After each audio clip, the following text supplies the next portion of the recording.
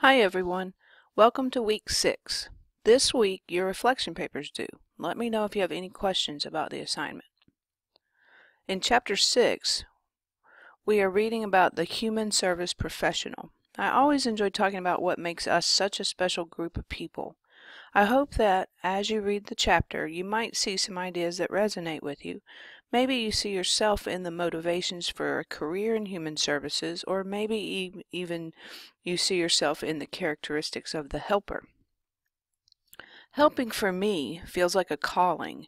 It feels like I'm meant to be a helper. I wonder if any of you have similar feelings about your own identity.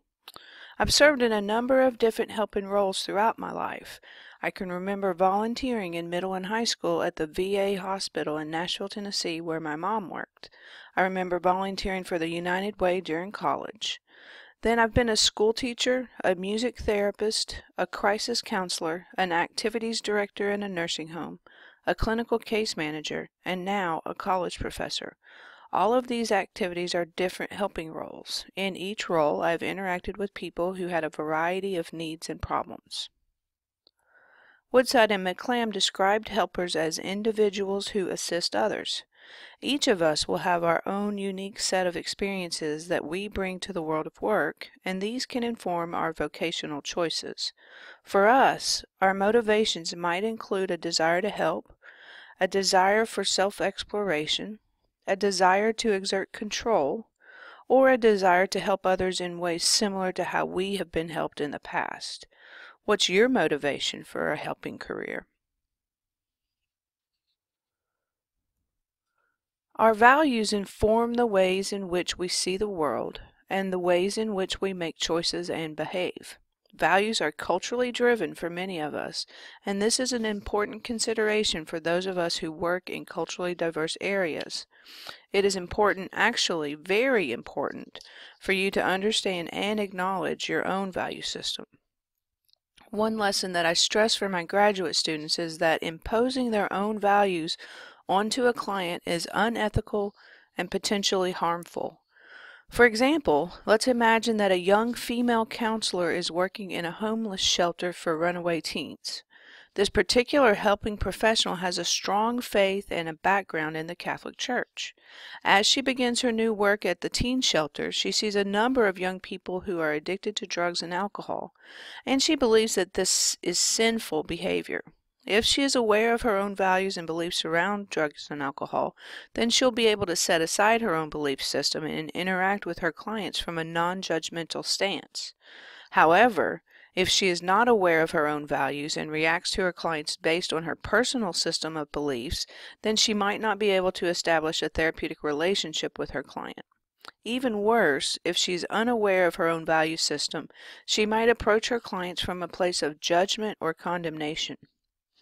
Woodside and McClam highlighted a number of values that individuals in the helping professions often hold, at least in our culture.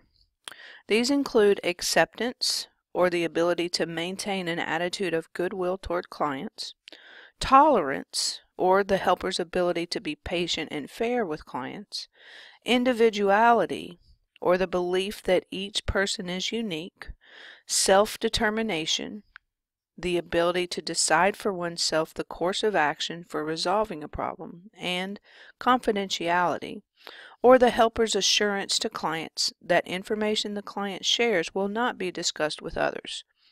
In my work as a licensed mental health counselor, confidentiality is not only a value, it is also a legally protected right for my clients. What about you? Do you hold these values, or does your culture subscribe to a different set of values that you'll need to pay attention to as you begin your work? Hopefully your reflection assignment is giving you some opportunity to reflect on ideas like this. Additionally, the short self-assessment on pages 174 and 175 in your text offers some great prompts for you to start exploring your own value system. Helpers are self-aware, effective communicators, empathic, committed to their work, and flexible. Does this sound like you? Over our lifespans, we internalize attitudes and behaviors as we interact with our environment. Researchers have discovered that the person of the helper, not just the activities or strategies that he or he or she might use in the helping process is an important factor in determining the outcome of a helping relationship. We learned earlier in this chapter that helpers can belong to a number of different professional categories.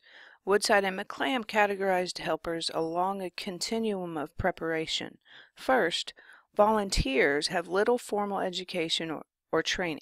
Individuals who participate in and/or facilitate self-help groups also belong to the category of non-professional helpers. Next, human service workers are helpers who have completed a bachelor's degree in a human service field. These individuals often provide basic counseling for clients, but they also serve in other important roles. Human service professionals may also provide case coordination for clients or advocate for their needs in other ways. I consider this to be some of the most important work that we can do for our communities and for our clients. Licensed professionals, such as licensed mental health counselors, licensed marriage and family therapists, psychologists, and psychiatrists, make up the third group. These individuals usually have an advanced degree. Sometimes they will have more than one advanced degree. Do you think you might go on to pursue an advanced degree in a helping field? Human service professionals are often directly involved in providing services for clients.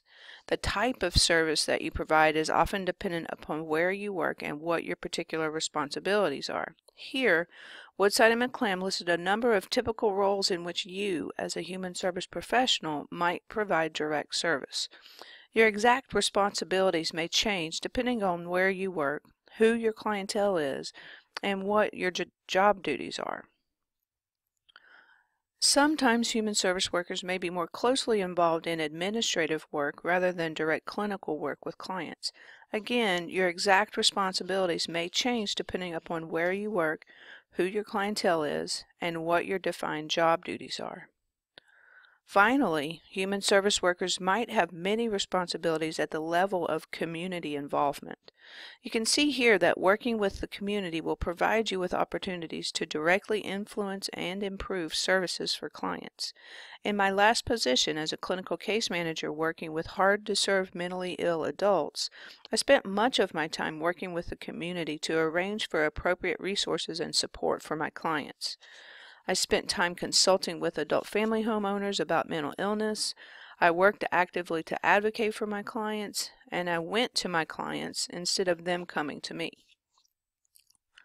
Regardless of your role, you will at times function as a cultural broker when you work with clients. Woodside and McClam included the different ways this role is carried out on page 192 in the text. In my role as a clinical case manager, I was a frontline helper. My job was to monitor the well-being of my clients and to engage with the community on behalf of my clients. I would guess that many of you will spend a good bit of time in roles as frontline helpers. Others of you may choose to follow a career path in which you will be involved in helping others through an administrative role.